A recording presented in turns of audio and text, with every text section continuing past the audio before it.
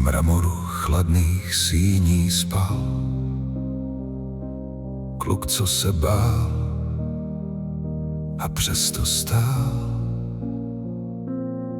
Otec mě učil, necítíš nic, slzy jsou slabost a láska víc. Na zádech jizvy, tiché jak stín, každá z nich šeptá, nikdy už jiný. Zrcadlo mlčí, nepoznám tvář, kdo zabil dítě, co bývalo v nás. Zamkl jsem srdce do ledu, abych už necítil bolest dnů. Říkají, princ má srdce z ledu, že necítím, že neznám něhu. Ale to srdce bylo zlomené 100krát víc, než kdo kdy uvidí. Pro ní bych schořel, pro ní bych padl, pro jednu růži bych zničil stát.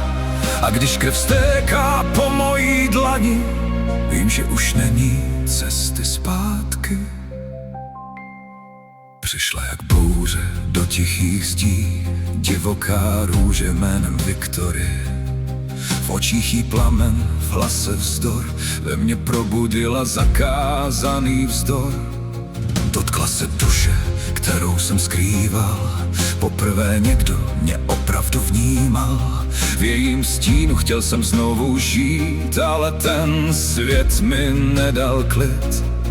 Milovat znamená ztratit vše, a já to věděl, přesto šel. Říkají, princ má srdce z ledu, že necítím, že neznám něhu. Ale to srdce bylo zlomené 100krát víc, než kdo kdy uvidí. Pro ní bych schořel, pro ní bych padl, pro jednu růži bych zničil stát. A když krev stéká po mojí dlani, vím, že už není cesty zpátky. Koruna tíží míň než hněv, v tichu té noci zadržel dech.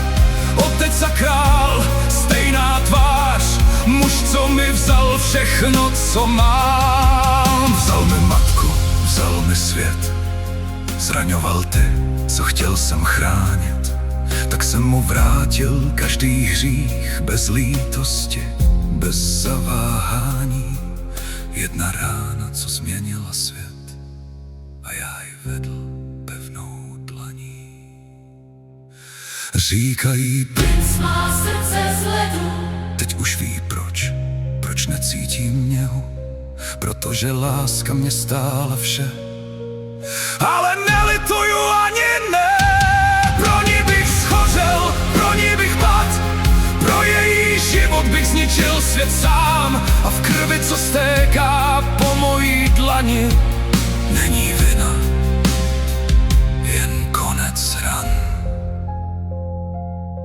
Princ ledu, co se naučil